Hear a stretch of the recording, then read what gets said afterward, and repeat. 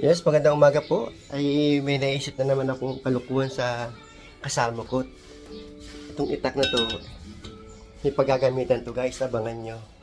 Ha, abangan nyo guys. And guys, papunta ako. Nagdidilig kami ng kasama ko. At ipuputuin natin tali. Si Dingdong naman po yung aking ipaprank. So, kaliligo lang niya. So, tatawagin ko at pakukunin natin ng tubig dito guys. Yung pinaglaglagan ng kasama namin ng isang malalim pa yan. So ngayon, puputulin ko yung tali nito guys. Tapos, diyan ko siya ipaprank. So hintayin natin kasi kaliligo lang. Katatawag ko lang. So, Dong! Dong! Dong! Teka Dong! Eh, diyan ka lang. Pakuha mo nga ang tubig. Dito sa ano, White. Bagong ligo ah. Ha?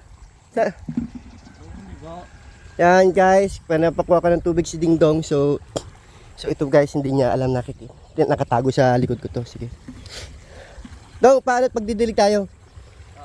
Okay guys.